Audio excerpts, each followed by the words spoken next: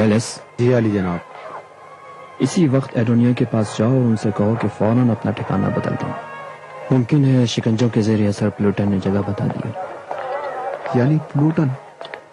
علی جناب اگر اس نے بتا دیا ہوتا تو اب تک ادمیہ گرفتار ہو چکا ہوتا.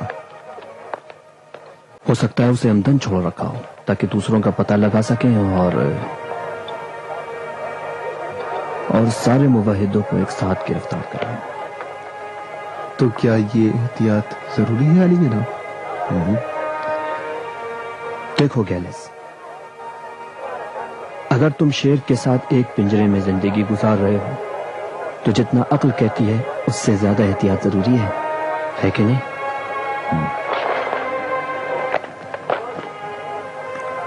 اپنا خیال رکھنا. ممکن ہے دنیا پر نگرانی ہو رہی ہو.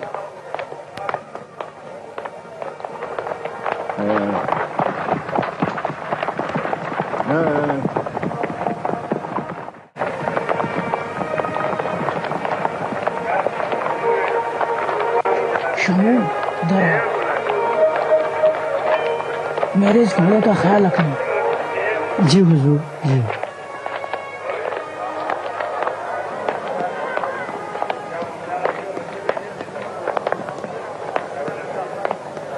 مجھے یہ میتھیوس سے کام ہے، بہت ضروری ملنا ہے.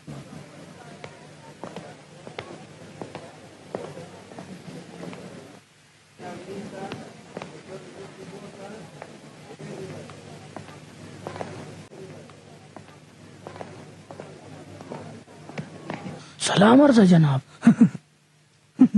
بڑے خوش نظر آ رہے ہو. میں نے اس کا پیچھا کیا.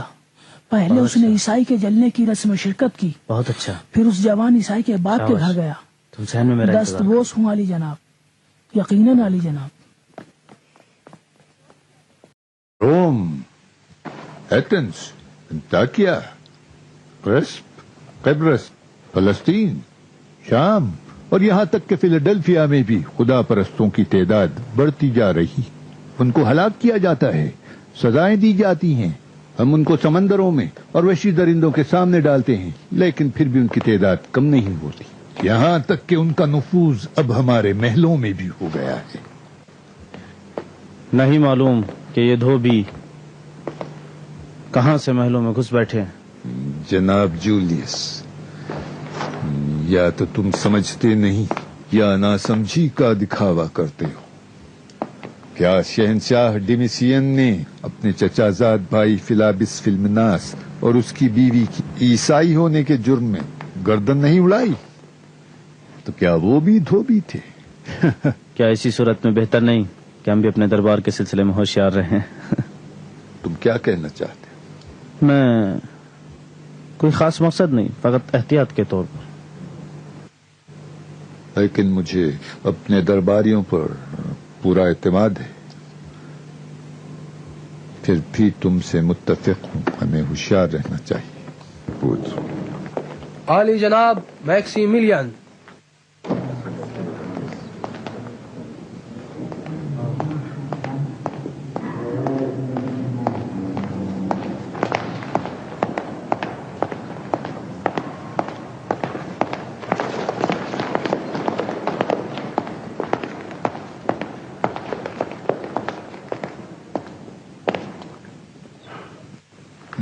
تو آخرکار ہمارے مشیر اعلیٰ تشریف لے آئے. خدمت گزاری کے لیے تیار ہوں علی جناب. درود و سلام علی جناب تقیانوس پر. تاخیر کے لیے معافی چاہتا ہوں، امید ہے مجھے معاف کر دیں گے. جناب میکسیملین، آپ اب تک کہاں تھے؟ حاکم والا سے حقیقت کو چھپانا ممکن نہیں. آج میں ایک رومی... نہیں، میں خود بتاتا ہوں. یقیناً اس مرد کے جلائے جانے کی تقریب میں شریک ہونے گئے ہوں گے. ہاں، اس مرد کے جلائے جانے کو جس نے شہنشاہ کے مجسمے کو گرا دیا اور ہمارے دوسرے خداؤں کی بھی اہانت کی. کیا میرا اندازہ ٹھیک نہیں ہے؟ آپ کا اندازہ بالکل ٹھیک ہے. وہ منظر دیکھ کر جوش آ گیا ہوگا. بھڑکتی ہوئی آگ، آسمان سے بات کرتے ہوئے شعلے، چیخ پکار ہماری فتح کا نظارہ یقیناً قابل دید ہے. اس قسم کے مناظر انسان کو خوش کرتے ہیں اور دشمنوں کو دہشت زدہ.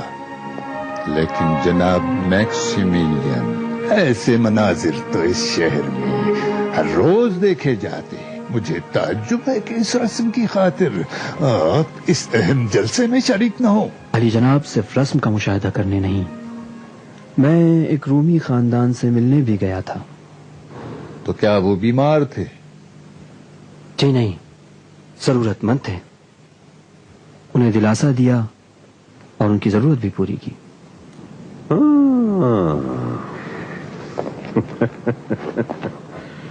کیا تم سچ مچ یہ سمجھتے ہو کہ محبت اور دلجوئی کے ذریعے عوام پر حکومت کی جا سکتی ہے؟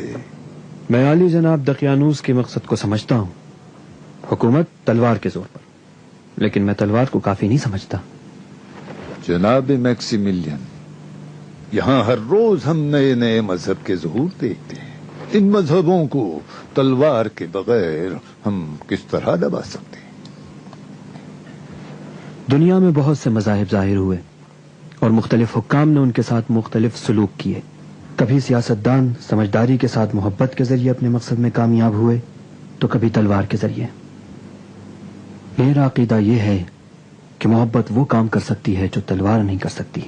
تم غلطی پر ہو میکسیمیلین. حکومت صرف تلوار کے سہارے ممکن ہے. محبت کچھ نہیں کر سکتی، صرف تلوار کے زخم کی سوزش کو کم کر سکتی ہے، بس. علی جناب، کیا بہتر نہ ہوگا کہ کام کی باتیں کی جائیں؟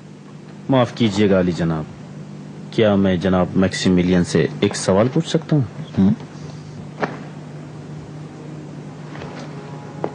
جس خاندان سے آپ ملنے گئے تھے، کیا یہ مجرم پلوٹن سے تعلق نہیں رکھتا کہ جس کو آج عیسیٰ کی پیروی کرنے کے جرم میں جلا دیا گیا؟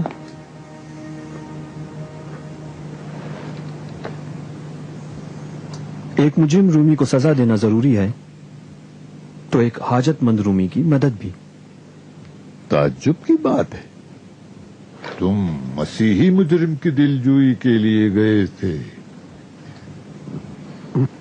جی علی جناب، یہ بات درست ہے، لیکن علی جناب، کیا ایک شخص کے جرم کے خاطر اس کے پورے کنبے کو سزا دینی چاہیے؟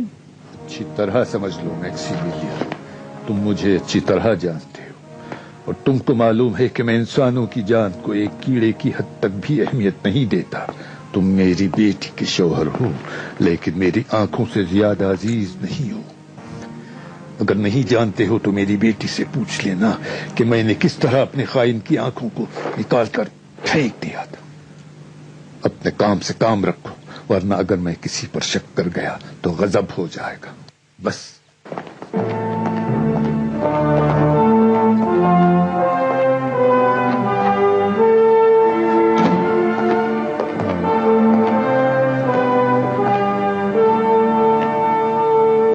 اور کوئی سوال نہیں پوچھنا ہے؟ نہیں، صرف ایک مشورہ ہے. میں اگر آپ کی جگہ ہوتا تو بانو ہیلن کے انجام کو زیادہ سوچتا. عجیب بات ہے، اس کا آپ سے کیا تعلق ہے؟ آپ اپنے اس سلوک سے ان کو خطرے میں ڈالتے ہیں. اپنے سلوک کے بارے میں زیادہ ہوشیاری سے کام لیں.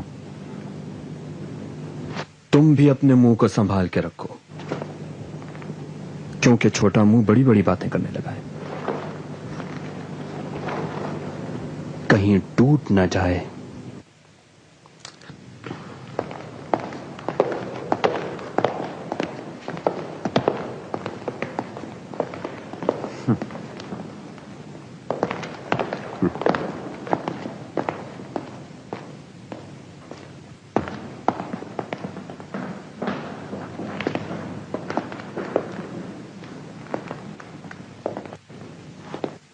کیا ممکن ہے کہ جناب میکسیمیلین بھی ایک معاہد ہو؟ اتنی آسانی سے نہیں کہا جا سکتا. آنے والے وقت کا انتظار کرنا چاہیے.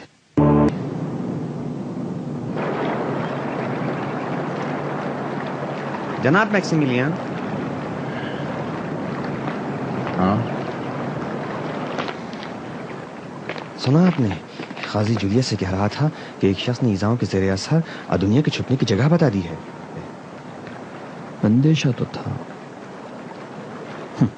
کوئی بات نہیں, میں نے گالوس کو دنیا کے پاس بھیج دیا ہے. ابھی چلتے ہیں. جولیس کیسے سمجھ گیا کہ آپ کہاں گئے تھے؟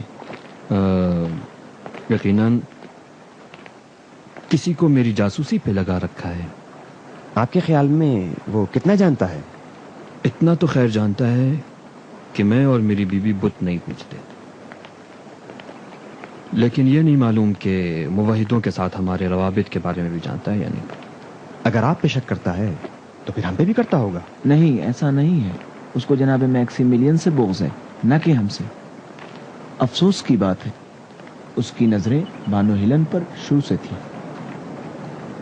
ہاں, یہ بات میں بھی جانتا ہوں, ہیلن بھی جانتی ہے, اور دقیانوس بھی. لیکن ہیلن اس سے کہیں بالاتر تھی کہ اس کی شادی جولیوس جیسو سے ہوتی. تو پھر آپ کو پرہیز کرنا چاہیے. وہ دقیانوس سے بہت زیادہ قریب ہے.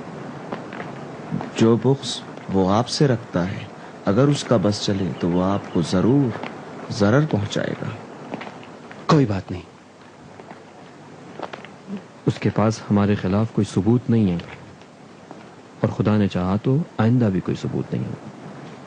پتہ ہے, مجھے جناب دقیانوس سے اس سے بھی کہیں زیادہ سخت رویے کی امید تھی.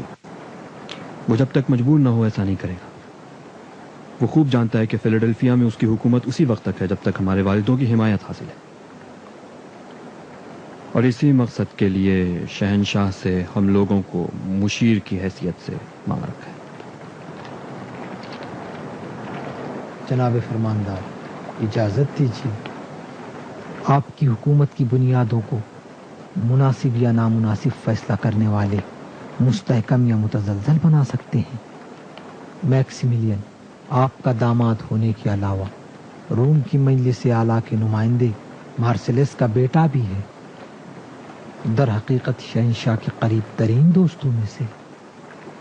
اس کے بارے میں فیصلہ کرنا بہت مشکل ہے. ہاں سمجھتا ہوں, لیکن اس کی ضد کی وجہ سے ممکن ہے دوسرے بھی گستاخ ہو جائیں.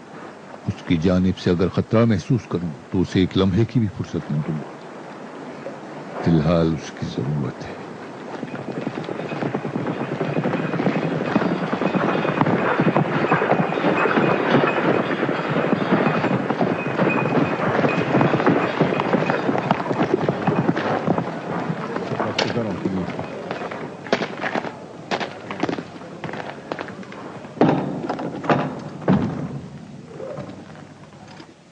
پھر کل ملیں گے.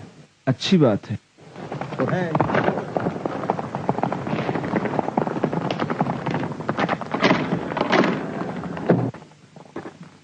مجھے کھیلنا ہے, مجھے کھیلنا ہے, مجھے بھی کھیلنا ہے.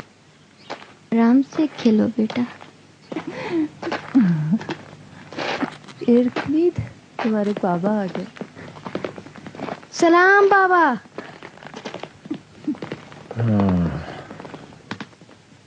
میں آج اچھا بچہ تھا بابا.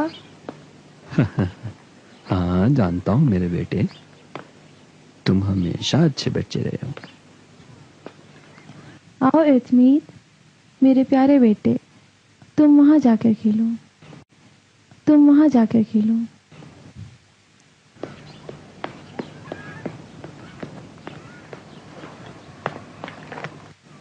کیا ہوا؟ کیا کوئی حادثہ ہو گیا ہے؟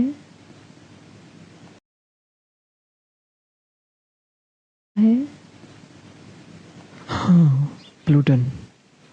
کیا اسے مار ڈالا؟ ہاں, تمہارے باپ کے حکم سے اس کو معبد اپولون کے سامنے زندہ جلا دیا گیا, اور حکم دیا گیا ہے کہ اس کی لاش کو 3 دن تک سر عام رکھ دیا جائے, دوسروں کی عبرت کے لیے. وہ میرے لیے باعث ننگ ہے.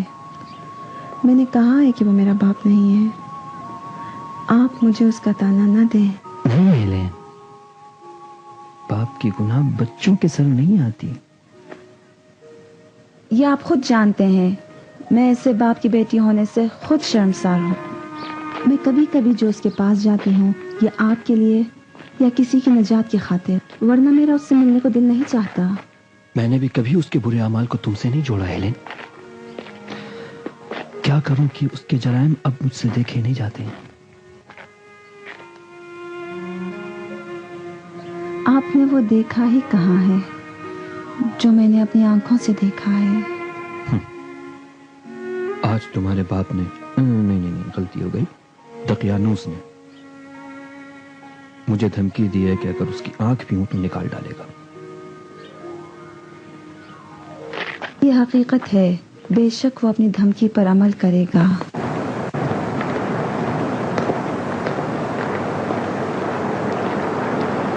سلام عرض ہے جناب.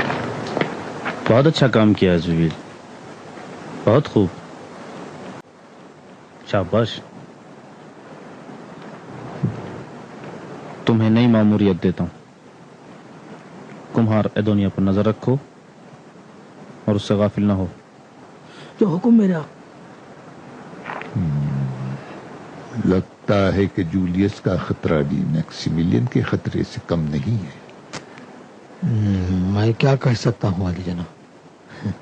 جو حکم ہے میرے آقا. خاص کر ان پر نظر رکھو جو اس سے رابطہ قائم کرتے ہیں. آپ کی خدمت کے لیے حاضر ہوں.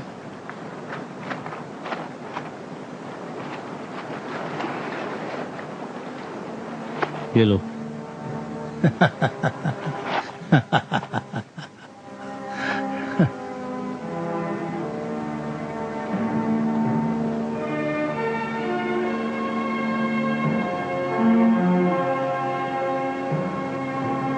چلتے ہیں.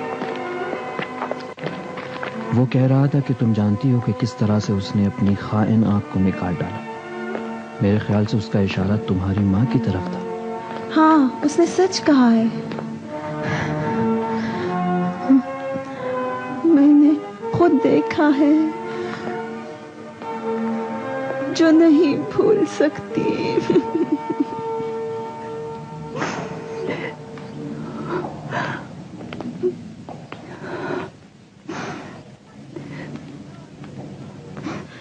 میری ماں دمشق کے قریب ایک گاؤں سے تھی.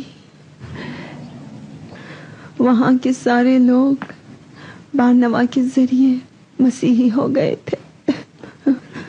رومیوں کے حملے میں میری ماں کے سوا وہاں کے سارے لوگ مارے گئے.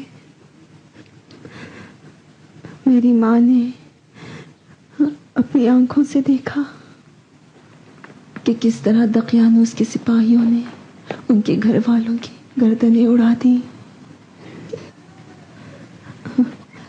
حقیقت میں کیونکہ میری ماں ایک شہزادی تھی اسی لیے مرنے سے بچ گئی. پھر اس نے میری ماں کو زبردستی اپنی بیوی بنا لیا.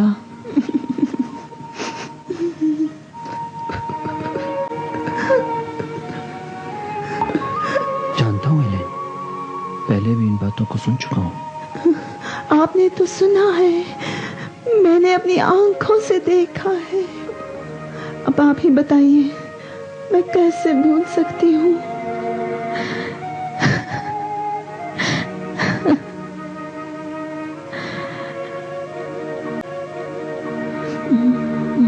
وہ میری رنج دیدہ ماں ہمیشہ اس انتظار میں رہتی تھی کہ دقیانوس اور اس کے رومی خداؤں سے بدلہ لے سکے، لیکن انہیں یہ فرصت نہیں ملی کیونکہ وہ ہمیشہ دقیانوس کی زیر نگرانی تھی.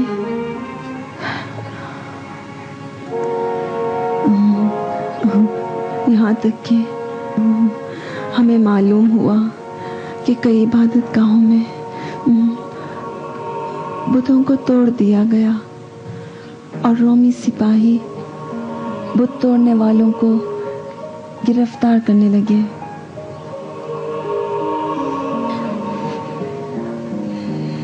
यहाँ तक कि एक दिन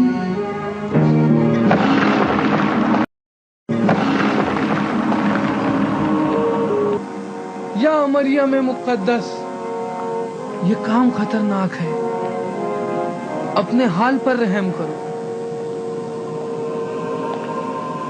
बीबी, अगर आप गिरफ्तार हो गई तो आपके टुकड़े टुकड़े कर दिए जाएंगे। खुदारा ये काम ना करो।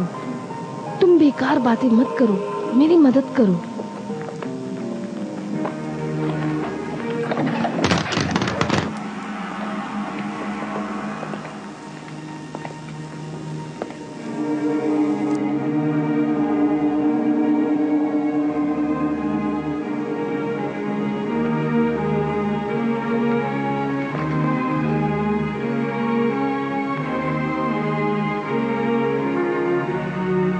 मैंने तुमको अब्रीगन की निगरानी पर लगाया था, जबकि तुमने खुदाओं से गद्दारी की और उसका साथ दिया। अगर तुम्हारी मदद न होती तो उसकी इबादत गाहों तक रसाई न होती। अब तुम्हारी सजा मौत है। उसकी कोई खता नहीं, उसने मेरी इताअत की है, उसे रहा कर दो। यही उसकी सजा है कि उसने मेरे हुक्म के मुखालिफत में तुम्हारी इताअत की है। मार दो उसे।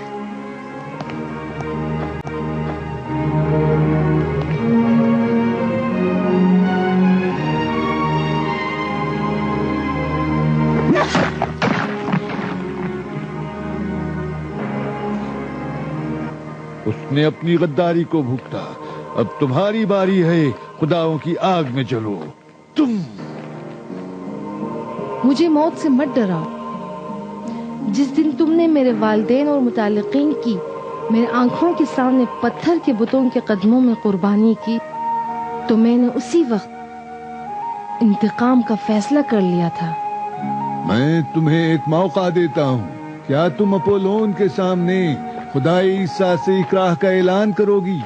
किसी की परस्तिश नहीं करती और उसके सिवा किसी को खुदा नहीं मानती।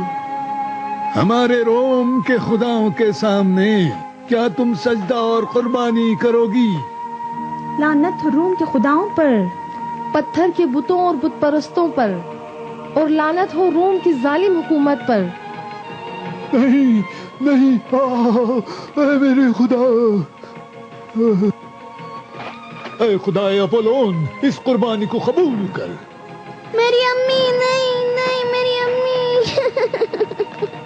हेलेन, मेरी बेटी।